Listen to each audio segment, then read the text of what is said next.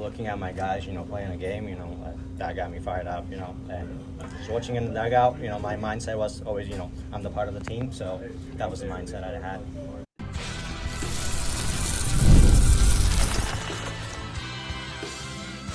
You are Locked On Red Sox, your daily Boston Red Sox podcast. Part of the Locked On Podcast Network, your team every day. Hello and welcome to Locked On Red Sox, your daily Boston Red Sox podcast, part of the Locked On Podcast Network, your team every day. I'm your host, Gabby Maljanian, former ESPN social media associate and current host of the Boston Balling podcast as well. And I'm here to bring you the latest in all things Boston Red Sox, Monday through Friday, straight to your favorite podcast feed. And the best part, it's free. So make sure you continue to tune in every day because I am here for you. Today's episode is brought to you by Gametime. Download the Gametime app, create an account, and use code LOCKEDONMLB for $20 off your first purchase. Yes, $20 off. You heard that correctly. I will tell you a lot more about that later on today's show. But happy Friday, more importantly, and happy 4th of July. Hope you're about to enjoy a nice cookout or beach day or something fun on this holiday. And the Red Sox have an early game today. Do not forget about that. They do kick off today's game at 11:05 against the Nationals. So make sure you tune into that as well. But more importantly, Masataka Yoshida will be joining the show today. I spoke with him after his rehab assignment in Worcester on Wednesday. So you'll be hearing a little bit from him, as well as I'm going to be addressing the Alex Bregman potential trade rumors. And the Red Sox have to take advantage of their schedule coming up. So Masataka Yoshida, who has been on the IL all season long so far, began rehab assignments on Wednesday with AAA Worcester. So he had been placed on the 60-day injured list on May 22nd to recover from right shoulder labral repair. And we knew going into the season that his timetable to return to the team was indefinite. There was some mixed thoughts on how much time he would actually need. Then the Red Sox traded Rafael Devers, and suddenly they find themselves platooning at the DH role. And the guy who was their DH last season in Yoshida is not there. So sure enough, what does that mean? The Red Sox are kind of pushing for his return to come sooner rather than later. They were talking about how he hadn't started rehab assignments because they were waiting for his defensive ability to get up to speed with his hitting. They were saying that he had to be able to play in the field comfortably, and he was still feeling some pain when he was playing in the field. So the Red Sox didn't start his rehab assignments, but now he did. He began rehab on Wednesday with the AAA Worcester Red Sox, where he went 0 for 2 with a walk and a strikeout. And I was actually there for this. And he didn't make a lot of hard contact. He actually hit a weak ground ball right in front of the plate. So he got thrown out at first by the catcher for his first at-bat in AAA. And ultimately, he ended up not doing a whole lot in that game. But again, it was his first rehab outing, and he hadn't seen live pitching in a while. So definitely got to be patient with him on that. But I actually spoke with him because he had been taking ground balls at first base prior to the game. And I addressed that with him afterwards, and he said that the Red Sox asked him to take ground balls during his rehab in Worcester. So very similar situation to Christian Campbell, having him take reps there, although Christian Campbell actually played the position in a few games for Worcester now. But Yoshida said there hasn't been talk about him actually playing the position in the majors. He doesn't really know. All he knows is that the Red Sox are asking him to take reps there. Now, the reason it's unlikely for him to actually play first base at the major league level is because the Red Sox really do like what they've been seeing from Abraham Toro and Romy Gonzalez. And if anything, to acquire a first baseman, they would look to acquire somebody at the trade deadline and try to get somebody who can consistently play first base every day if they're going to go that route, because they do see an everyday role in DH for Yoshida. So they wouldn't really want to complicate things a lot by having him actually play first base. But I think they're planning for the worst case scenario in which they need him to jump in and play first. So they were like, yeah, let's have him take reps and see how he does there. So that's essentially the bulk of that. But speaking with him after the game, he did talk about how he's feeling in general and those conversations and how they didn't really happen about him actually playing first at the major league level, how he just took reps in practice. And he also talked about how it's not really his decision where he plays when he gets called back up to the Red Sox or even progressing through the rest of his rehab, whether he DHs or he plays in the outfield or he plays first base. That's kind of up to the front office, he essentially said. And he talked about how excited he is to go back up to the Red Sox and contribute to the team. So take a listen now to that conversation. How'd it feel today hitting?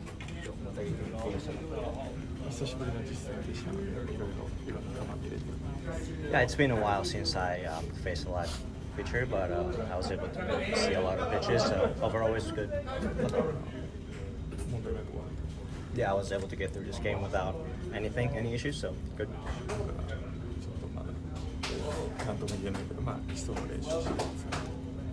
I mean, it's hard to say. I only got the reps in practice, so I just gotta see in the game how I feel. スピーキングした時でも明日は多分外野で出るとは聞いてたんですけど、ピッチャー時とかファーストベースとか守るみたいな会話っていうのはしたんでしょうか。そこまでまだ深い話はしてないけど、一つのオプションとしてそういうことは伝えられてます。We haven't talked about that yet, but you know, it's an option going forward for sure. どれぐらいリハ試合が必要なのかっていうのと、課題とか今やろうとしていることとかはあるんでしょうか。一番は試合を何もなく次の日迎えれることが大事だと思うので、本当に久しぶりの実戦でしたので、また明日その様子を見たいと思います。Yeah, I think the biggest thing is, you know, just getting through each and every day without, you know, any issues, you know, being healthy, staying healthy, and see what happens. ね、先月から離れてずっと試合見てたわけですけど、やっぱそれはタフだったものかっていうのと、試合に戻れることどれぐらいワクワクしてますかと。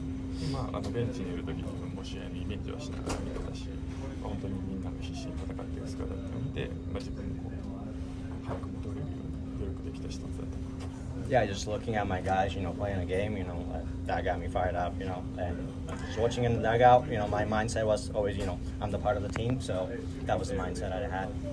And what's the plan moving forward in terms of continuing to DH versus playing in the field? Is that going to continue to alternate, or kind of what's the plan there? 復帰するにあたって、どういったプランなのか、その形でいくのか、また外野 DH こう行ったり来たりするのかっていうのはどのようなところにしょうか。プレイヤーだから。I'm a player, so it's not my call. It's more of a front office decision. 選択してできるなら、自分でピックできるんだったら DH がいいのか外野がいいのかファーストがいいのか。難しい質問。It's a tough question. どうだろうね。今一番数やってるのはその外野としての DH だから、自然とその経験値でいくとその可能性が高い。Obviously, you know, I have the most reps in outfield, so if I have to pick one, probably outfield, just based on all the reps that I've taken in the big leagues.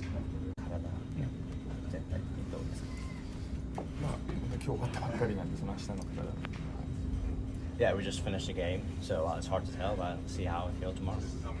ね、レッドソックスとかね、昨日今日決められたと思うんですけれども、プレーオフに向けてね、復帰して貢献できるどれぐらい楽しみにしていますか。早く勝利貢献できるようにサポートもしてたくさんのしていただいたので、あとは自分の結果で恩返しできるかなと。Yeah, I just want to get back out there, you know, as soon as I can, and a lot of people have supported me, you know, helped me along the way, so I'm really thankful for them, and I just want to deliver good results for these people who supported me along the way. このリカバリーね、復帰のプログラムに向けて誰が一番のサポーターっていうか、一番貢献してくれた人。家族はじめ去年の手術からずっとね、チームに残ってくれたスタッフも含めて、プログラムもそうでしたし、いろんなところ場所でいろんな方が助けてくださって今があると思ってますので、はい。And my family for sure, and all the staff that stayed in Boston to help me go through this process. So a lot of people in general that supported me along the way. So I'm really thankful for all of them. Is there anything specifically you're trying to work on at the plate before you do go back up to the Red Sox? 復帰する前に何か自分で打席内で課題にしていることとかありますか。一番はやっぱまっすぐをしっかり。Just trying to hit off the fastball, right? I think that's the biggest thing. So obviously, there's a lot that Yoshida talked about in terms of his desire to get back up to the major league team, which makes a ton of sense. He's just so anxious to go back and contribute. And I definitely found it interesting how he wasn't really taking the first base thing super seriously, just kind of saying, I just started taking reps in practice. I haven't really thought about playing it in a game, nor has the organization talked to me about that. So don't hold your breath on the Red Sox making some big announcement that Masataka Yoshida is going to be their first baseman. I just think they are just trying it out with anybody who is rehabbing down there just to kind of see where they're at with the position in case last minute they might have to throw them into it. But it didn't sound to me like they were going to seriously consider making him play first base. So there you have it. Masataka Yoshida looking to come back soon to the Boston Red Sox. I'm being told that he will be transferred to AA Portland to finish his rehab over the weekend and then see how things go. And if he's feeling okay, they'll reevaluate from there. So we'll see what happens there. But coming up, could Alex Bregman be traded at the trade deadline? That's next. If you're looking to score last-minute deals on concert tickets, shows, or sporting events, you name it, any live event you like going to, Gametime has you covered, especially if you're doing it last minute. I have a lot of friends who plan things last minute, so I've been in that boat where we've decided, hey, let's go to this game tonight, and I go right to Gametime because it has the lowest prices of any ticketing vendor. And it also shows the view from your seat so you know it's not obstructed. So I've never had a bad experience with Gametime. Take the guesswork out of buying concert and show tickets with Gametime. Download the Gametime app, create an account, and use code LOCKEDONMLB for $20 off. Terms apply. Again, create an account and redeem code LOCKEDONMLB for $20 off. Download the Gametime app today. Last minute tickets, lowest price guaranteed. It's fantastic. I 100% recommend it. I tell all my friends to use it, and so many of my friends have started using it and not looked back. So highly 100% recommend it if you're looking to go to any sort of live event. Could Alex Bregman be traded at the trade deadline? That's something that's been going around as of late, and there's been a lot of speculation around that. And rumor has it the Red Sox could trade him because right now, Alex Bregman has already expressed that he's interested in an extension with the team. He said he really enjoys playing in Boston and he really likes the future that the Red Sox have going for them. And he is open to having that conversation at any time. The Red Sox, I'm sure, are open to an extension as well. And that's where they're at right now with the situation. But rumor has it, if they can't come to an agreement on an extension with Bregman by the trade deadline, that they could ship him off because technically he's on a 3-year deal with the Red Sox right now, but he can opt out after this season. So if he chooses to opt out, he could become a free agent and try to get more money elsewhere. And I think the Red Sox would not want to risk that. So instead of trying to risk the idea of him walking for nothing in free agency, they would rather trade him at the deadline to a contending team and get something in return for him if they can't work out that extension. But to me, working out an extension is mandatory. You must keep Alex Bregman here to surround the young talent with. And it's already been talked about how much of a strong leader Alex Bregman is. And Roman Anthony actually talked a lot about it recently and said he's been awesome. He said, I'm talking with Bregman a lot. It's amazing. He's like another coach almost. It's crazy. He cares so much. Bregman has taken all of the rookies under his wing, including Anthony Marcelo Meyer and Christian Campbell, who was sent down to AAA in late June to work on things there. Tune into yesterday's show, by the way, if you haven't already, because I spoke with Christian Campbell in Worcester, and you can hear that clip on the show from yesterday.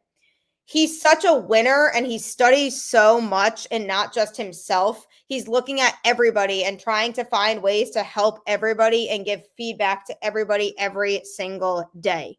He lives in that video room, and he's helped me and Marcelo a lot. He's introduced us to a lot of the game planning stuff that he does. You know, I don't think there's a better guy in baseball that I've met. He's been amazing. He's been amazing to the whole team. Every day he comes in with something new, and he's got something for us every single day. As a rookie, and for me and Marcelo and the young guys, we're so thankful for him. He doesn't have to come here, especially being injured, all the success he's already had. He doesn't have to do any of that for us, but he does. And that's just a reflection of who he is. He's a gamer. He's awesome. That speaks volumes. The fact that Roman Anthony is going on record to talk about how awesome of a leader Alex Bregman is really just shows how crucial and important he is to this team. And Roman brought up a really good point about how with Alex Bregman being hurt, he doesn't have to show up every single day and be there with the team while he's rehabbing from his injury, but he still does. He does it because he wants to, and he does it because he feels like there's something there that he can do to help his team. And that shows again that he's a winner and he wants what's best for the team now and in the future. And one of the biggest reasons why he picked Boston, he said, is because he really likes the plethora of young talent that the Red Sox have in their system. And that really shows with the way that he just likes being around the team. You can't really ask for much of a better leader than that. And why would the Red Sox want to lose that? For a team that is so young like they are, and they have a lot of players still really finding their stride and figuring out the player that they're going to be in Major League Baseball, why wouldn't you want a guy like Bregman there to help out those types of players? That's the biggest key here to me, is not even just his play on the field. That goes without saying that, he's a former Gold Glove third baseman. He, at the plate, was the Red Sox best hitter before he got injured, and he just makes a difference with his play. So that alone should be enough to keep him. But it's more his mentorship off the field. And if the Red Sox really are trying to look out for the future, sure, I get that. But Alex Bregman is key to the future, because you want a guy to surround the young talent who has been around the game for a long time and has a lot of knowledge and knows how to win and knows how to play in the highest stakes of situations. And the young players are going to gain so much from that and from having him around. So it's pretty apparent that the young players see Alex Bregman as an important piece to the team. And I hope the organization sees that as well. But there have been talks about trade rumors and certain teams that could be interested, the Cubs being one of those teams.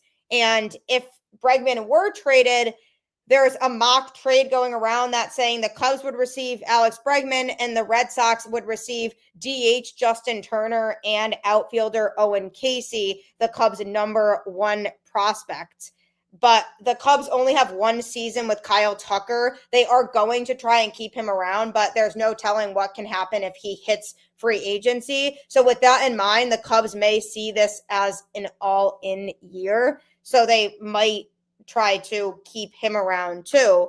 But Matt Shaw was one of the team's best prospects, so they are not going to give up on him. However, it's hard to argue that he would not better help them compete for a World Series this year. So the likelihood of them trading Shaw and Tucker if they want to win this year is very slim. But Justin Turner and Owen Casey could be a very good package for a guy like Alex Bregman. And I truly don't feel like the Red Sox would get snubbed in that situation, because they are getting in return another true leader who made the world of difference for the Red Sox in the one season he was here in Justin Turner. He's not having the best season at the plate, but when he was in Boston, he had almost the best season of his career. And from a clubhouse leadership standpoint, he made a huge difference to the young players there that season. And similar to Alex Bregman, people on the team were talking about how good of a leader Justin Turner was in his time in Boston. So much of a difference that a guy like that could make. And if you get the Cubs' number one prospect in return, then 100% I'm doing that trade in a heartbeat if the Red Sox don't work out an extension with Bregman, which again, I really hope they do, because his leadership makes a huge difference. But that's one possibility. Another mock trade rumor that's been going around is that the Mets would land Alex Bregman. And essentially, when it comes to the Mets, they're in an interesting spot right now, because the Mets are trying to essentially boost their team to make a playoff run. And a hypothetical trade could be that the Mets send DH Starling Marte and right-handed pitching prospect Nolan McLean to the Red Sox for Bregman, who has an opt-out this winter with 2 years, $80 million remaining on his contract. And a trade for Bregman would essentially fit the bill and turn one of the Mets' biggest weaknesses into a significant strength. So for them, he could be a really good fit in that regard. Plus, Steve Cohen has proven that he's not afraid of spending money. So they could be really interested. Whether the Mets would actually do a deal like that, we're really not sure of. But McLean is the kind of guy the Red Sox should want if they're going to offload Bregman, because his slider alone is nasty, and he's used it to compile a 2.25 ERA in the high minors this season. So the potential there certainly exists, and also the Red Sox would get a DH in return too. So definitely not a bad trade again to make. So the Red Sox could get a decent return if they do trade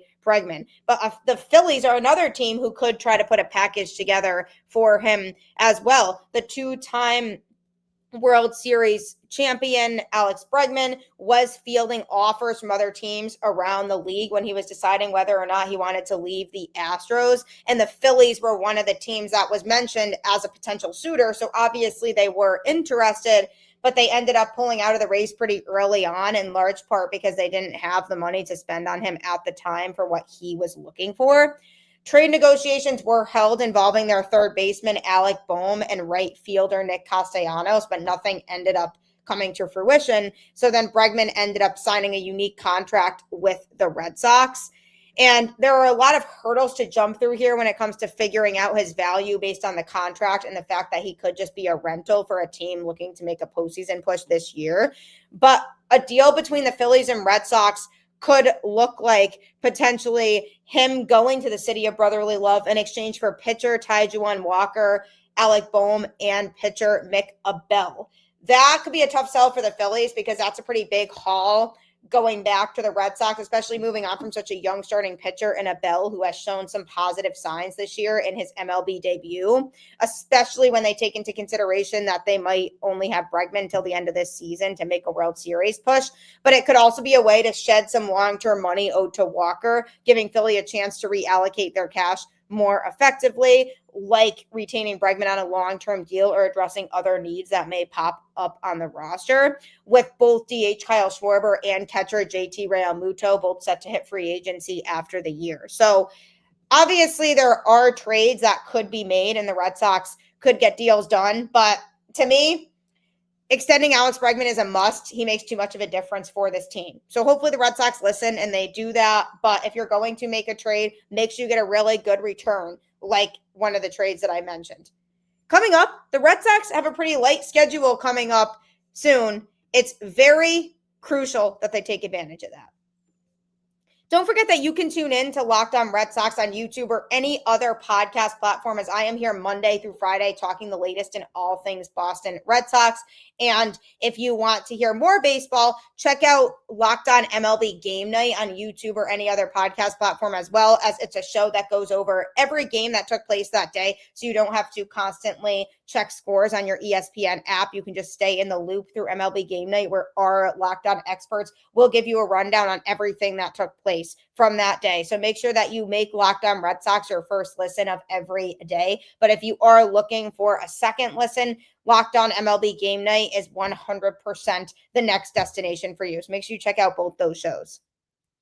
The Red Sox schedule coming up works in their favor. Now, they had a really frustrating end to their series against the Cincinnati Reds because they were up 3-0 in the finale of that series after having already won the first two games. So they had a chance to close out that series with a sweep and be the first team to sweep Cincinnati all season long. But then the typical Red Sox issues came up with bad defense and bad base running and the bullpen just completely melting down at such an inconvenient time. And they ended up blowing it and they ended up losing that game. So instead of getting back to 500 and sweeping the Reds, they went back to 2 games under 500, which is so alarming for a team that at this point I thought was going to be a lot better than they are. There's been a lot of struggles and a lot of things that have gone wrong with this team this year. Granted, injuries have for sure played a part in that, but still, it's just so annoying that they can't gain consistency. They went on a nice win streak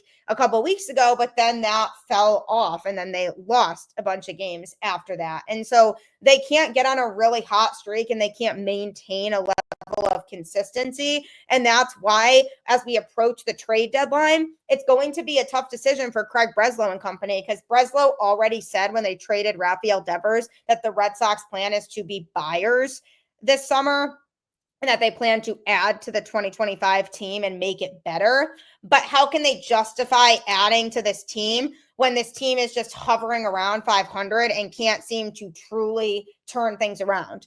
Well, now they have an opportunity with their schedule that they have coming up over the next week to start to turn things around, because they start a 3-game series against the Nationals today at 11:05. Then they play them Saturday at 4:05 and Sunday at 1:35. These are in Washington, D.C. But the Nationals are 100% an easily beatable team. They are in last place in the National League East right now with a record of 36-50. They are a team that the Red Sox have to take advantage of. They have no option but to take at least 2 of 3. Obviously, a sweep would be ideal, but I would take 2 also.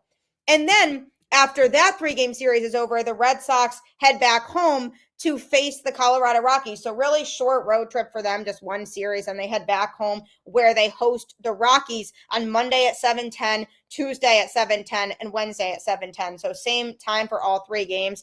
The Rockies, I cannot emphasize enough how much they must win this series. Dead last in the NL West, and it's not even close. They are 35.5 games out of first place. The Dodgers are in first place in that division right now at 55-32, but the Rockies are 19-67. 19. Don't let the Red Sox be the reason that they get another couple wins. They need to pounce on the Rockies. There is no option but to do that. And when you look at that schedule, you would think, wow, that's pretty favorable for the Red Sox. But nothing would be more 2025 Red Sox than to go in and lose to both of these teams, because the Red Sox have lost against teams they should have beaten up on. The White Sox were an example. Earlier in the season, the Red Sox could not run away against the White Sox, and it just got to be super infuriating. So this is another example where you have 2 series coming up where you really have the opportunity to string off 6 straight games before you face the tough Tampa Bay Rays. But imagine going into the Tampa Bay Rays series red hot because you've won 6 in a row. You could gain some serious ground in the division over the course of that time by doing that, because the AL East division, as of right now, nobody's running away with it. Teams are still neck and neck. The Red Sox are a little bit further back, but you have the opportunity, if you start winning games now over this next week, to really flip the script. And this part of the schedule could not have come up at a better time, because you look at the teams that the Red Sox are playing and you say, yeah, they should beat those teams. And obviously, yes, if the Red Sox were to win 6 straight against the Nationals and the Rockies, people would say, well, look at the teams they played, which for sure is a fair way to justify it. But they have to win those games, because on the flip side of that, if they lose those games, people would be like, wow, how awful of a look is it to lose to the putrid Colorado Rockies? Which, again, they would have a point. They need to pounce on these teams. The worst they can possibly do in order to make it acceptable in these 2 series is go 4-2. Win 2 games in each series and lose 1 game in each series, and then come out of it. But even that's not ideal. Maybe 5-1 we're talking here, but obviously 6 in a row is the dream. I don't trust this Red Sox team enough right now to actually go and win 6 in a row. But you never know. They've already done it at one point this season. So this is the part of the schedule where the Red Sox have to take advantage. If they finish these 2 series against the Nationals and Rockies and they maybe broke even in those two series, then there's really got to be a conversation of, okay, this team is not worth adding to at the trade deadline, because if we can't even mow over the Rockies and the Nationals, then how are we going to compete against the best teams in the league? And I'd be curious to know what the thought process is for Craig Breslow and company, because there's no way they aren't seeing this and saying, wow, this team might not make sense to add to because they can't gain consistency. And I think Craig Breslow is the type of person who will say whatever the fans want to hear. So, for example, when they did trade Devers and they said, we're not waving the white flag on 2025, that famous quote from the press conference, that's all talk. And that's all to try to ease the anger that they knew the fans would be experiencing over trading Devers, and the talk of everybody saying, wow, why would they give up on the season when they seem to have started to figure things out? That was all just a PR stunt. That's not actually true. They don't know if they're going to be buyers or sellers, and I think they're still trying to figure that out. But the Red Sox over this next week or so can change their minds, and especially if Masataka Yoshida ends up being back at some point in the coming weeks here, that can really help this team. Because like I said, Yoshida is going to be transferred to presumably AA Portland over the weekend is what I'm hearing, to do more rehab then, and then the Red Sox will reevaluate at that point where he's at and figure out how much longer he needs on rehab. But that could help boost the Red Sox offense. You won't have him for these two series upcoming, but they can definitely beat these two teams without him. Just got to take advantage of this part of the schedule, or we can pretty much say the Red Sox definitely should be sellers at the trade deadline. So I appreciate you tuning in to Locked On Red Sox and making it your first listen of every day. Thank you so much for the constant support. It really does mean everything to me. Hope you have a wonderful holiday weekend. Keep the faith, go Red Sox, and I'll catch you on the flip side.